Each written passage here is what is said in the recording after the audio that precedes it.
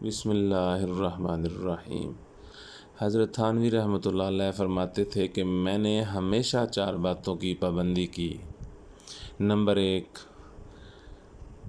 میری لاٹھی کا جو سرا زمین پر لگتا تھا اس کو کبھی کعبے کی طرف کر کے نہیں رکھا، میں نے بیت اللہ شریف کا احترام کیا۔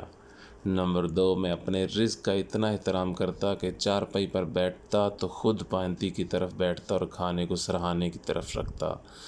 نمبر 3، جس ہاتھ سے طہارت کرتا تھا میں اس ہاتھ سے پیسے نہیں پکڑتا کیونکہ یہ اللہ کا دیا ہوا رزق ہے۔